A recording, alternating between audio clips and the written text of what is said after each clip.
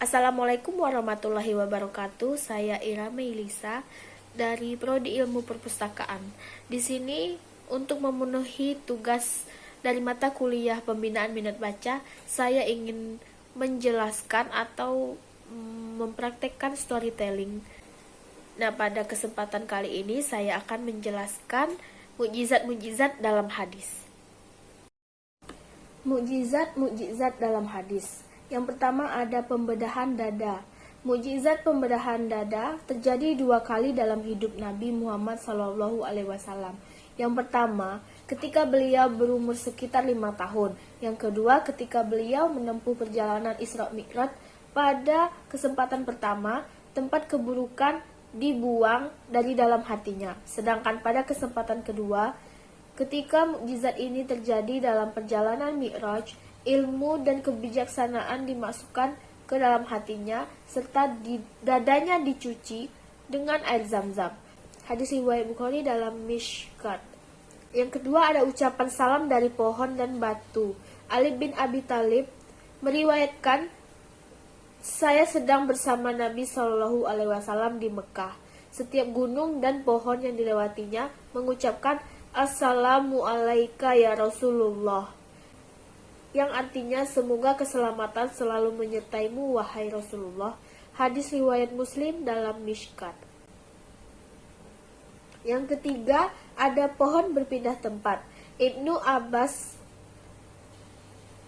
radhiyallahu. Mukjizat yang keempat yaitu suatu ketika Nabi SAW keluar untuk membuang air besar. Jabir radhiyallahu anha menemaninya, seraya membawakan sebaskom air. Sampai di suatu tempat, Rasul mencari pohon namun tidak menemukan. Namun beliau melihat ada 2 buah pohon secara terpisah jauh di pinggir tempat. Beliau menghampiri salah satunya dan sambil memegang cabangnya mengatakan, atas perintah Allah, patuhlah kepadaku. Pohon itu berjalan mengikuti Nabi SAW. Beliau melakukan hal yang sama kepada pohon lainnya yang juga mengikutinya. Di samping pohon sebelumnya, beliau kemudian meminta keduanya bergabung membentuk pagar secara bersama-sama. Setelah itu beliau pun buang hajatnya di balik pohon. Setelah selesai, beliau menyuruh kedua pohon itu untuk kembali ke tempatnya dan mereka pun kembali ke tempat masing-masing. Hadis riwayat Muslim. Mukjizat yang kelima yaitu Man bin Abdurrahman radhiyallahu anhu meriwayatkan langsung dari ayahnya yang bertanya kepada Martuk yang bercerita kepada Nabi tentang jin pada malam mereka mendengarkan Al-Quran.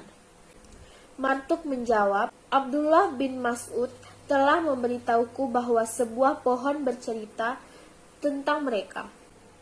Hadis riwayat Bukhari dan Muslim.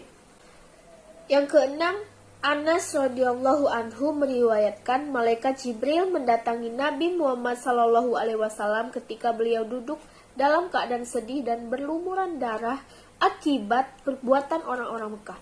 Malaikat Jibril bertanya, wahai Rasulullah, maukah engkau kutunjukkan tanda atau mukjizat? Rasulullah mau. Malaikat Jibril mengarahkan pandangan ke sebuah pohon di belakang Nabi Muhammad dan berkata, Rasul, panggillah pohon itu. Rasulullah pun memanggil pohon itu, lalu pohon itu pun datang dan berdiri di depan beliau. Jibril kemudian berkata, suruh dia untuk kembali. Ketika Nabi SAW menyuruhnya untuk kembali, pohon itu kembali ke tempatnya semula. Nabi pun berujar, cukup, cukup, itu sudah cukup bagiku. Hadis riwayat Ad-Darimi. Yang keenam ada Ibnu Umar radhiyallahu anhu meriwayatkan, kami sedang dalam perjalanan bersama Nabi SAW. Ketika seorang Arab Badui menghampiri beliau dan dikatakan kepadanya, apakah engkau bersaksi bahwa tidak ada yang berhak disembah kecuali hanya Allah yang tidak ada sekutu baginya, serta bahwa Muhammad adalah hamba dan utusan Allah? Si Arab Badui menanggapi, "Siapa yang akan bersaksi tentang kesaksianmu?" "Pohon mimosa itu," jawab Rasulullah. Memanggil pohon itu, lalu pohon itu pun datang dan berdiri di hadapan beliau. Rasulullah kemudian meminta pohon itu untuk bersaksi 3 kali. Pohon itu pun melakukan apa yang diperintahkan Nabi Muhammad, lalu kembali ke tempatnya. Hadis riwayat Ad-Darimi. Yang ketujuh ada tangisan batang pohon kurma. Jabir radhiyallahu anha meriwayatkan, kapanpun menambahkan khutbahnya, Nabi biasa bersandar pada sebuah batang pohon kurma. Ketika Rasulullah SAW telah dibuatkan mimbar, beliau berkhutbah di atas mimbar itu. Batang pohon kurma yang sebelumnya biasa dipakai Nabi meraung dan menangis terseduh-seduh sampai hampir-hampir terbelah. Nabi turun dari mimbar lalu siap menepuk dan memeluknya. Ia pun mulai bergerak seperti anak kecil lalu menjadi tenang. Yang kedelapan ada jemari mengeluarkan air. Jabir radhiyallahu anha meriwayatkan, pada hari perjanjian Hudaybiyah, orang-orang merasa kehausan dan mendekati Nabi untuk meminta udara. Air dalam bejana hanya tinggal sedikit. Rasulullah lalu berwudu. Setelah itu beliau memasukkan tangan ke dalam bejana dan udara keluar dari sela-sela jemarinya, seperti mengalir dari mata air. Orang-orang pun minum dan berwudu. Jumlah mereka 1.500 orang. Hadis riwayat Bukhari dan Muslim. Sumur kering menjadi penuh.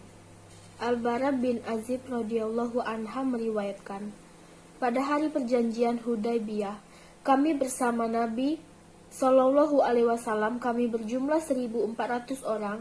Ada sebuah sumur yang kami ambil airnya sampai kering. Ketika mendengar hal itu, Nabi datang ke sumur itu dan duduk di sampingnya. Beliau meminta diambilkan bejana air dan ketika berwudu, beliau berkumur-kumur lalu berdoa. Beliau kemudian ke dalam sumur itu dan meminta para sahabatnya untuk membiarkan sumur itu beberapa saat. Setelah itu mereka mengambil air dari sumur tersebut untuk mereka dan hewan-hewan mereka sampai mereka berangkat lagi. Hadis riwayat Bukhari. Yang ke-11 ada kantung air mengeluarkan air begitu banyak. Abdurrahman bin Auf mengutip Abu Raja yang meriwayatkan dari Imran bin Husain. Dalam sebuah perjalanan kami mengadu kehausan kepada Rasul. Beliau turun dari kendaraan lalu memanggil beberapa orang di antara kami dan menyuruh mereka untuk mencari air. Mereka pergi dan bertemu dengan seorang wanita yang menunggang unta dengan kantung air dari kulit di kedua sisi untanya. Mereka pun membawa wanita itu ke hadapan Rasulullah yang mempersilahkannya untuk turun dari untanya. Nabi meminta diambilkan bejana dan mengisinya dengan air dari kantung-kantung kulit tempat air itu. Lalu kami dipersilahkan untuk mengambil air. Kami 40 orang yang kehausan, minum hingga puas serta mengisi kantung air dan bejana yang ada pada kami. Saya bersumpah demi Allah, kantung air itu terlihat lebih penuh daripada ketika Nabi mulai mengambil airnya. Yang selanjutnya ada sungai kering di Tabuk. Tatkala kaum muslimin mencapai Tabuk, mereka mendapati bahwa sungai di sana hampir kering. Sebagaimana perintah Nabi Shallallahu Alaihi Wasallam, mereka menunggu kedatangan beliau. Setibanya di sana, Rasul mencuci tangan dan muka dengan air tersisa, lalu air bekas pakai Nabi itu dituang kembali ke dalam sungai. Sungai pun mulai mengalirkan air. Baiklah, sekian dari saya. Bila ada kesalahan dan kekurangan, saya mohon maaf. Assalamualaikum warahmatullahi wabarakatuh.